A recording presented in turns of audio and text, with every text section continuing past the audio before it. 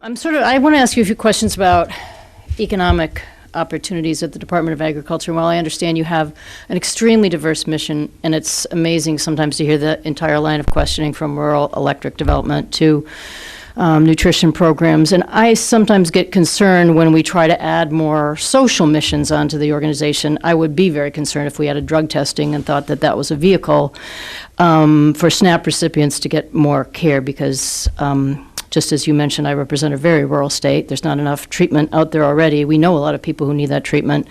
And one of our issues is not trying to find more of those people. It's how we help people out in a state like mine. But what I want to talk about, I think, is, in my opinion, one of the core missions of your organization, and that is how we enhance the economic opportunities for farmers in rural areas. And it's been really great to watch over the 8 years. I think you have been a part of this transition into opportunities for farmers that weren't there before in new markets. You've mentioned many times today local and regional food systems, and how that's even been an asset for some of the traditional farmers you mentioned earlier who are struggling economically. This is one of the places where people have found growth. And I want to talk about how we can do more of that. I'm just going to throw out a 2 or 3 concerns I have, and then I'll let you go at it so I don't have to keep asking the question. One of them that is kind of a thorn in my side is about organic research. Now, I come from one of those states where we've seen some of the greatest opportunities for agricultural resurgence because of the markets in organic farming. We've added the most organic farmers in our state than any other state between 2008 and 2014. It has been a great opportunity for us. But as you know, in spite of the huge growth in this market, there is a shortage of many things. And whether it's corn or wheat or dairy products, not enough is out there. And I think for a lot of farmers who want to make that transition, there hasn't been sufficient research in methodologies and how to go about doing it. So one of my issues, and I'm thrilled to see that the President's budget requests $700 million for the Agriculture and Food Research Initiative, AFRI. By my calculation, less than 1% of AFRI funding went to organic projects in 2014. So I want to hear a little bit about, if you do receive some of that funding, what are you doing to enhance that research opportunity, which I see as a direct economic benefit to farmers around the country, not just our state?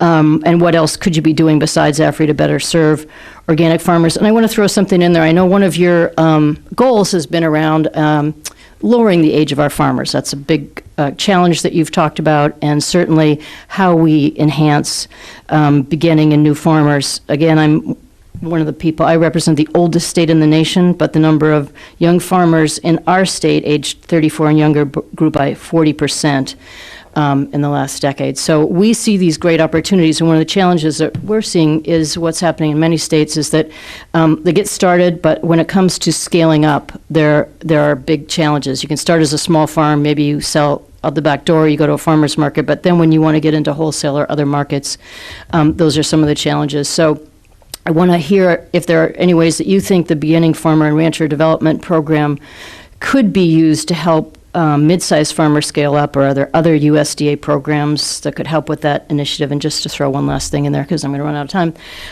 we're very grateful for value-added producer grants.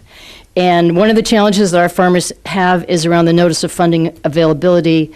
That should have been out in December or January. It is already February. We don't have that yet. And again, for farmers who need 2 or 3 months to complete these grants, which can be enormously beneficial in changing their opportunities, could you get it in a routine so it always came on time? I've given you almost no time to answer, but I know you can do it quickly. Organic research, there's a specific organic research initiative in the Farm Bill, over $100 million. We're in the process of putting that resource out over a period of time. Organic does represent roughly 1% of the land mass of the U.S. It's roughly 20,000 and growing certified operators. One of the challenges, of course, is transitioning land from conventional farming to organic farming. There's that requirement that you transition.